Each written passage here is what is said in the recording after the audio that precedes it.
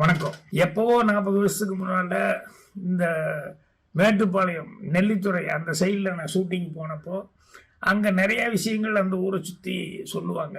அதில் ஒன்று வந்து அந்த ஊருக்கு பாலம் இல்லை, ரிவரை கிராஸ் பண்ணி தான் அந்த 400-500 வீடு இருக்கிற அந்த வில்லேஜுக்கு ரிவரை கிராஸ் பண்ணி போகணும். பாலம் இல்லாதனால ஓட்டு போடுறது கூட சில நேரங்களில் அவங்க அவாய்ட் பண்ணிட்டாங்க அப்படிங்கிற மாதிரி சமாச்சாரங்க. அப்படியெல்லாம் சொல்லும்போது இந்த தண்ணியில் வந்து குளிக்க வர்றவங்க அந்த ரிவர் சைடில் அதே ஏரியாவில் கொஞ்சம் முன்னாலேயோ பின்னாலேயோ ரிவர் சைடில் குளிக்க வர்றவங்கள வந்து சில பேர் காலை பிடிச்சி தப்பான ஆட்கள் காலை பிடிச்சி இழுத்து கொண்டு போய் உள்ள தண்ணியில் கொண்டு போய் பாறைக்கிட்டு எங்கே சிக்க வச்சுட்டு அப்புறம் பாடி எடுக்கிறதுக்காக அவங்களே ஹெல்ப் பண்ணுற மாதிரி காசு பண்ணுவாங்க.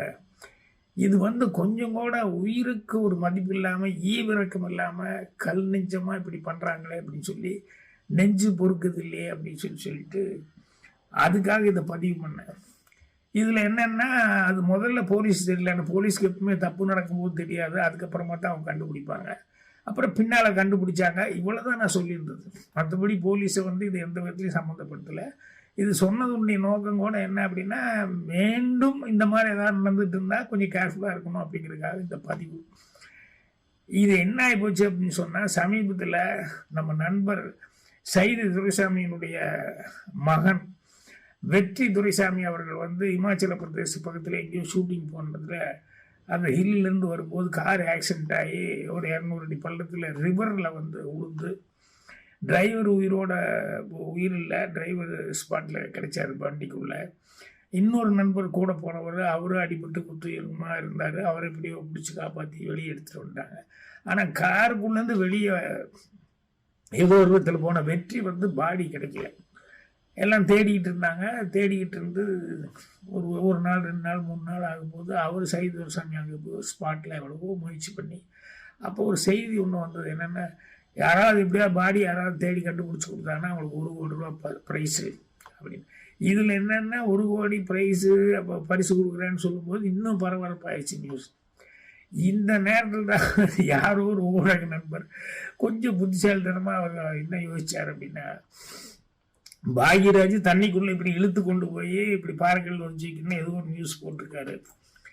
இந்த நேரத்தில் வந்து சைது துரைசாமி அவங்க பையன் பாடி கிடைக்கல, இதை லிங்க் பண்ணால் என்ன அப்படிங்கிற மாதிரி யோசிச்சவர் என்ன, ஒருவேளை அவங்க பையன் கிடைக்காது பாக்யராஜ் வந்து இதை மறைமுகமாக சொல்கிறாரா அப்படின்னு அவரா ஒரு லீடு கொடுக்குறாரா, இல்லை இப்படி நடந்திருக்கலாமா, நீங்கள் என்ன இதை பற்றி நினைக்கிறீங்க அப்படின்னு ஒருத்தர் கொளுத்தி போட்டுருடனே எல்லாரும் அதை வந்து நான் பேசுனதை வந்து மறுபடியும் திருப்பி போட்டு எல்லாருமே இது எல்லாத்துக்கிட்டையும் ஆளாளுக்கிட்ட கருத்து கேட்க ஆரம்பித்தாங்க.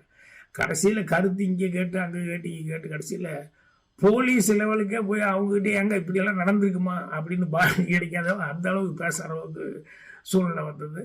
இப்போ வேறு வழி இல்லாமல் வந்து அவங்க போலீஸ் டிபார்ட்மெண்ட் வந்து அவங்க இல்லை இது அப்படியெல்லாம் அங்கே வந்து அந்த பதினாலு அந்த கோயில் அந்த சைடில் மயாத்து ரிவர் சைட்லெல்லாம் எந்த கேஸும் வரல. போன 2 வருஷத்தில் வந்து ஒரு கேஸ் கூட ஃபைல் ஆகலை. அவர் தப்பாக சொல்லிட்டாரு, இது வதந்தி, இப்படியெல்லாம் வதந்தி பரப்புறது சட்டப்படி குற்றம் அப்படின்னு சொல்லி அவங்க ஒரு ஸ்டேட்மெண்ட் கொடுத்துட்டாங்க. இது வந்து டிபார்ட்மெண்ட்டை வந்து எந்த விதத்துலையுமே நான் குறை சொல்லலை.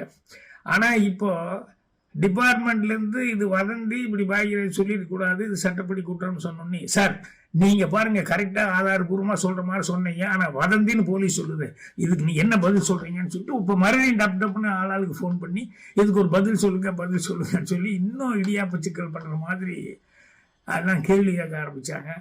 ஸோ இதுக்கு அப்புறமும் நான் இல்லைங்கன்னு ஃபோன்லேயே பதில் சொல்லிட்டு இருந்தால் கூட நான் ஃபோனில் பேசுனதில்லன்ட்டு அவங்களே ஏதாவது ஒரு பதிவு போட்டான்னு வைங்க, மறுபடியும் எனக்கு ஏதாவது சிக்கல் வரும் அப்படிங்கிறதுனால சரி நம்மளே ஒரு தண்ணியில் விளக்கம் கொடுக்கணும் அப்படிங்கிறதுக்காக தான் இந்த பதிவு. சரி நம்மளே சொல்லிடுவோம், எதில் நம்ம சொன்னோமோ அதே வீடியோ மூலமாக நம்ம சொல்லிடுவோம்னு தான் சொல்கிறேன்.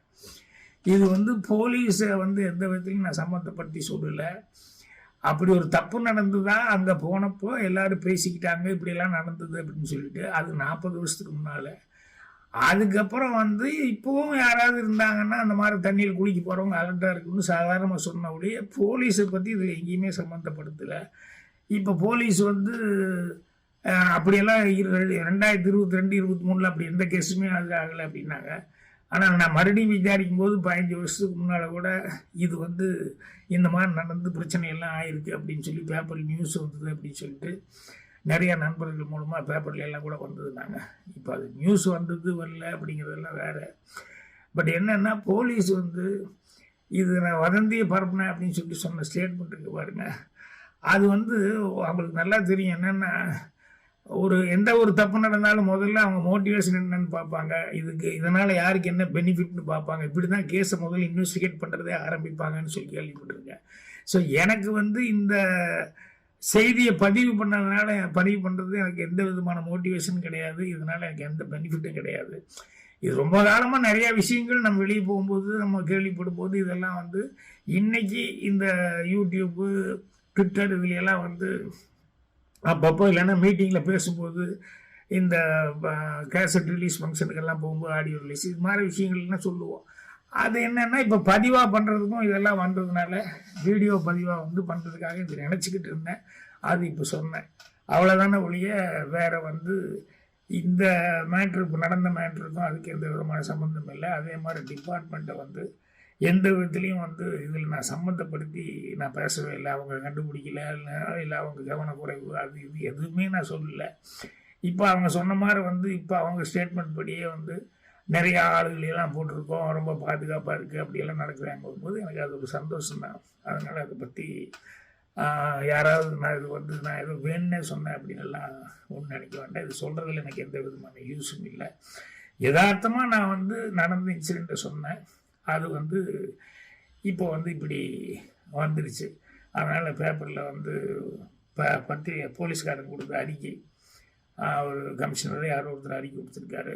அது நான் வந்து மறுப்புங்கிறதில்ல, விளக்கம் என்னென்னா எதை நினச்சி நான் சொல்லலை அப்படிங்கிறது தன்னிலை விளக்கம் தான் சொல்கிறேன். நன்றி, வணக்கம்.